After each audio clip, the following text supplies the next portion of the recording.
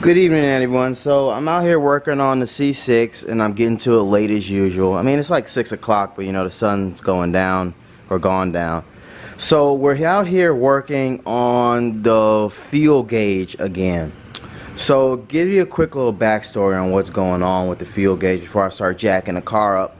Is if you see my other video, you know I wired it up so that it always reads only half full as a max.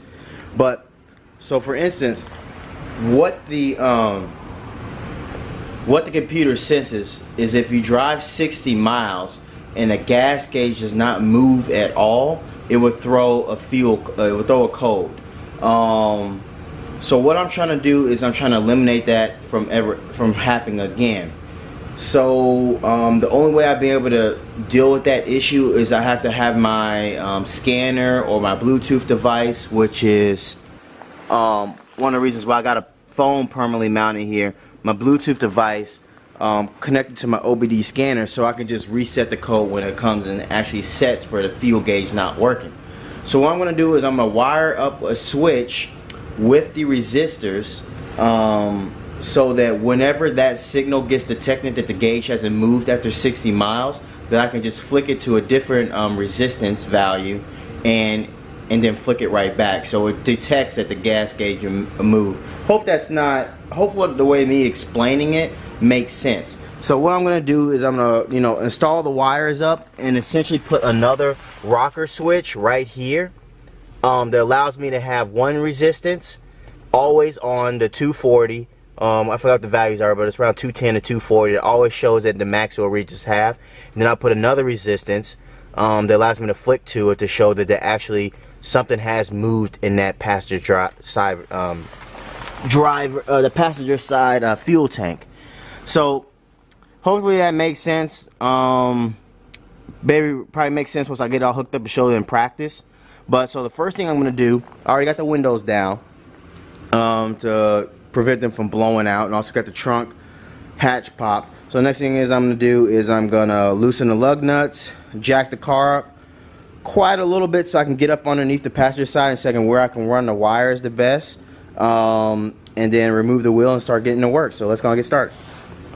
Okay, we got the car jacked up, wheel off. So right now I'm gonna pop the pins right here and get this flap open, and you'll be able to see the wires I'll be messing with. I already looked underneath and it looks like I got a plan for a path on how to wire this. So let's go and get these off real quick. Okay, so I got the plug disconnected. That's probably the hardest thing I've done so far, is this connector. You gotta push down on this too when you pull it out, just like any other connector, but I didn't know that. But it's just pretty hard to get your hand in there. So the next thing I'm gonna have to do is I'm gonna have to undo these resistors that I have hooked up here. I know it doesn't look very pretty, but they have liquid electrical tape on it as well as normal tape on it covering these resistors. So I'm basically going to be disconnecting all the work I've done before, and then messing with only this black line right here and tapping into that, and all the resistors and hooking all back I'm going to do up inside the car underneath the console instead of back here at the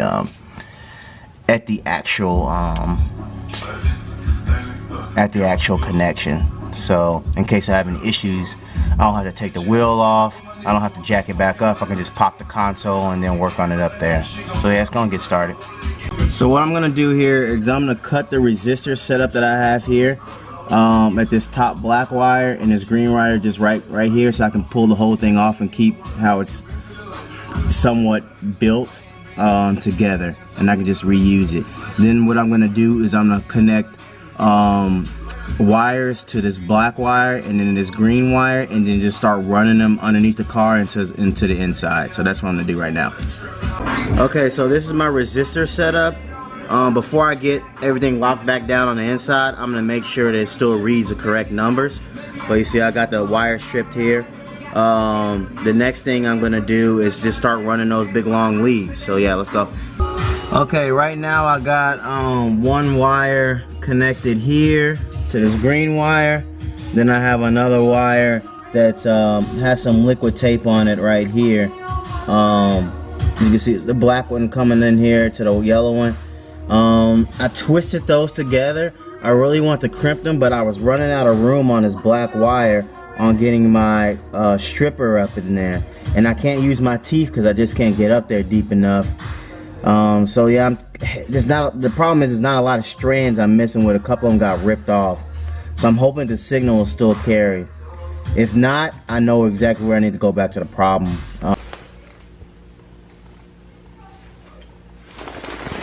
Okay everyone, so we got the wire all routed, as you can see right here. Sorry for the glare. Let's see if I can try to tuck this in here just a little bit more, but it's in there actually pretty tight and out of the way. I'm not really concerned about it.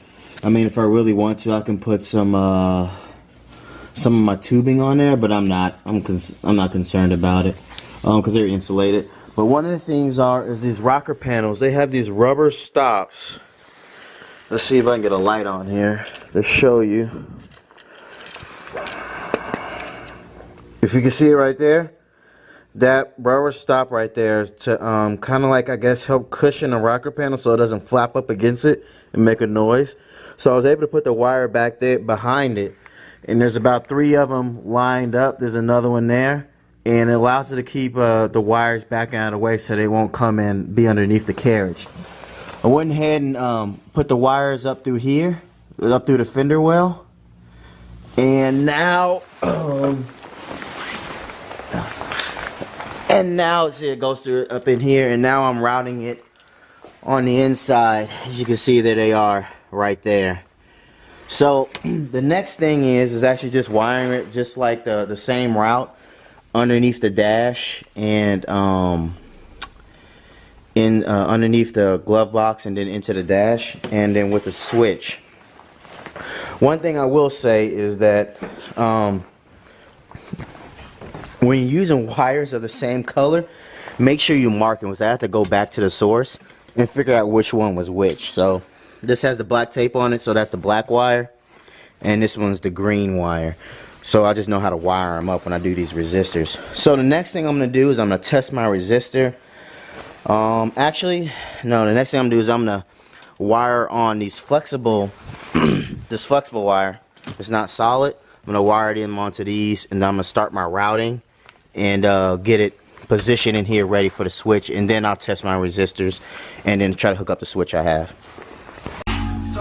Okay, so right now I got it coming through the door. I know I already got these wires here for my fan, the fan switch I got, but once you close the door you don't see it. And then I have right here underneath, so you can't see it even when you're in the car, underneath the dash is where it's tucked along with the manual fan wires. And right now I'm gonna run it up underneath there and then through here onto the top. So that's what I'm doing next.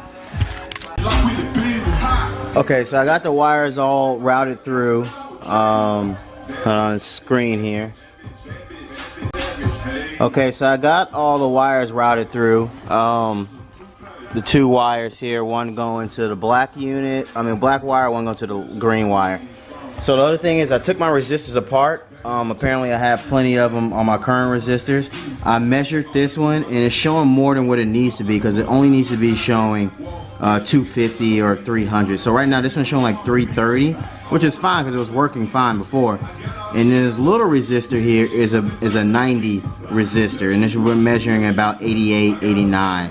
So I'm gonna put this on one terminal, and I'll show it later. I put this on one terminal. I'm gonna put this one on the other terminal of the switch, and then they'll come together and they'll be wired into one of the wires going to the sending unit, and then the center of the switch will go straight to the sending unit by itself. And I'll explain it more when it's I'm starting hooking them up and show you exactly the way it is. But yeah, let's go ahead and do that real quick.